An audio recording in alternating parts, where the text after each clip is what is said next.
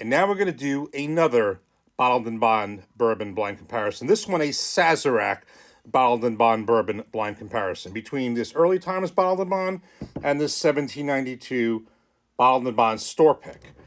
In a previous video, I blinded this early times against the Evan Williams Bottled and Bond white label. I thought it would be a much more noticeable, bigger difference. When you blind stuff, it's not always that simple, and things get a lot closer. This did win, but it just won by a hair. So there was a lot of similarities between those bottles, including price. This one's a little different, but also similar in some ways. It's different because there's a price difference here. This is $19, at least I got it for that. Some people on here I've talked to got it for less than I did, more than I did, but we'll call it around 20, and the price varies from there.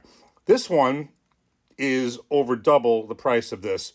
In New Jersey, depending where you get these store picks, which are kind of around the area now, they run from $45 to $49. I got this for $49. Another store had for $45. One was higher, but let's just call it $45 to $49. The point is, this bottle is more than twice the price of this where I got it. And the real reason why I wanted to blind these two, aside from the fact that they're both Bottled and Bond, there's a very key similarity here, and that is the Barton 1792 distillery. Now, this is clearly a Barton 1792 product, which Sazerac owns. There's no mystery there. This one is owned by Sazerac since 2020, where Brown-Forman owned it before that. And now the distilling is done also at the Barton 1792 distillery. And with any Bottled and Bond, there was always a marker on there. It shows the distillery that it's made at, because it has to be one distillery, one distillation season. And its distillery is noted as DSP KY12. If you look that up, that is the Barton 1792 distillery. So, same distillery, same place. However, the mash bill is different because, from what I understand, Early Times still holds on to the previous mash bill that was used when it was owned by Brown-Forman.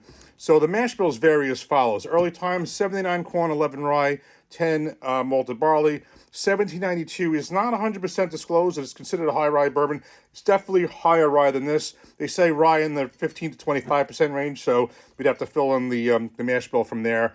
But let's basically call the rye is definitely higher in this bottle than this bottle.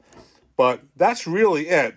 Both Bottled and Bond, both owned by Sazerac, and both from the same distillery, although different mash bills and different prices. So I think this might be interesting. And one just fun fact before we pour it up, what makes this kind of maybe evens it out a little bit is that while one would think this one's going to win just based on this price and just some perceptions, I like this, but I like the foolproof a lot better, and I'm not a big fan of the small batch. I don't like the small batch actually very much at all. This is just about 7 proof points or so higher than that. I think it's better than that, but I just don't think it's like worlds better than that, and I much prefer the foolproof.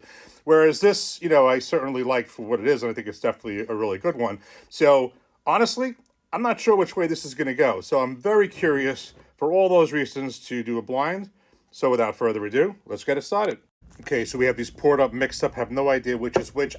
The only thing I noticed before I mixed them up was I thought that the color on the 1792 looked just a drop darker, but it was negligible. I'm not going to look at the glasses right now. Let's just give each a nose. And by the way, the thing that I'm kind of looking for is if I can detect a little bit of the higher rye, that would mean it's a 1792. Whether I think that's better or worse is another story. So let's give each a nose.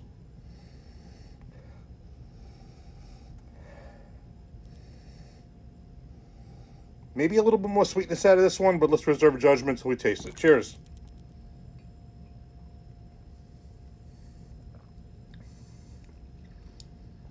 Cheers.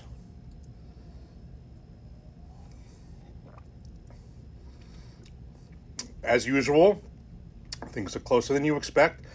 This one I also thought would just be obvious. So let's just pause for a second, like right here. The fact it's even close is just a statement in itself, given that fact that we're looking at something here that is not only a store pick, but more than twice the price of that. Please keep that in mind as we go along.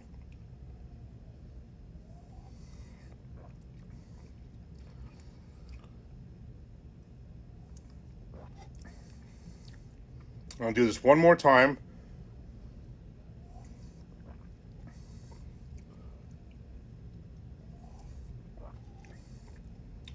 I'm getting more out of this glass, so let's just see which one this is.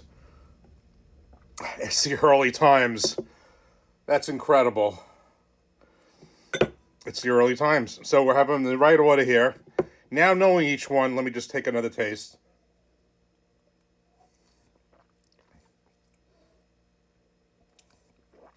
That's a statement on its own. This is the same kind of blind results that happened when I did the Benchmark Foolproof, another one of my best bang for the buck recommendations, one of my top ones at $23. And it beat blind, bourbons that were way more expensive, even bigger difference than this. So this, this is shocking to some people. This doesn't shock me because me personally, there's no right or wrong. In my own opinion, I was okay with this. It was good, but I like the Foolproof far more than this. And this is a lot closer to the small batch, which I don't like. Whereas this is something I never had before, and certainly for $19, that I'd be impressed with it if it was even half as good as this. So this one was close. Just even the fact it was close, whichever one won, is a statement on its own. Because even with the Benchmark Foolproof, it lost a bunch of blinds too.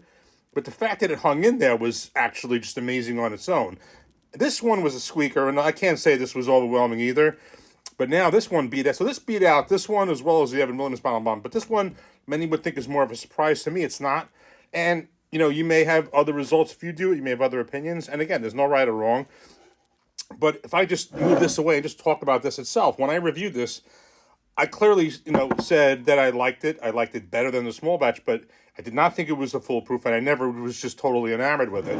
I think with 1792, the higher the proof, which is the case in a lot of expressions where I may not like the lower proof, and the higher proof seems to sit better with me. That's not for every brand, but for this one, for Larceny, things like that, the higher proof's better. So early time squeaks it out. That's 2 in a row.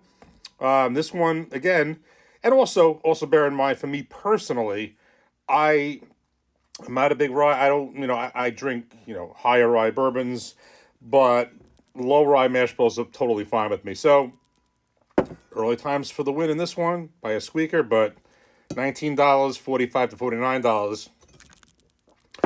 That's a win-win. Cheers. Take care.